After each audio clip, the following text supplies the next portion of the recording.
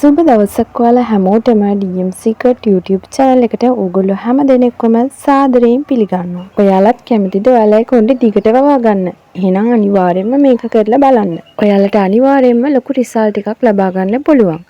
ඔයාලා මගේ channel එකට අලුත් කෙනෙක් නම් මගේ YouTube channel එකත් subscribe කරගෙන යන්න කියලා මතක් කරනවා. මගේ කොණ්ඩේ කලින් ෆොටෝස් එක බලද්දී ඔයාලට පේනවා ඇති දැන් කොණ්ඩේ කලින්ට වඩා ගොඩක් වැවිලා තියෙනවා.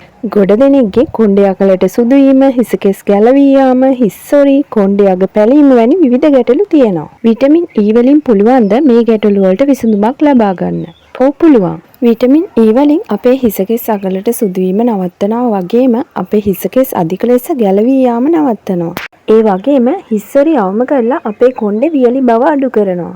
අපි දැන් බලමු විටමින් E පාවිච්චි කරලා අපේ කොණ්ඩේ ලස්සනට වවාගන්නේ කොහොමද කියන එක ගැන. ඔයාලට පුළුවන් ඔයාලා එදිනෙදා පාවිච්චි කරන hair oil එකට විටමින් E කරල් 2-3ක් දාලා පාවිච්චි කරන්න. ඒ වගේම ඔයාලට පුළුවන් විටමින් E කරල් 2-3ක් ඔයාලගේ හිස් කබලේ හොඳට ගාලා විනාඩි 15ක් වගේ තියලා සෝදලා ඉවත් කරන්න. ඔයාලත් මේක අනිවාර්යයෙන්ම කරලා බලන්න. ඔයාලට ලොකු රිසල්ට් එකක් ගන්න පුළුවන්.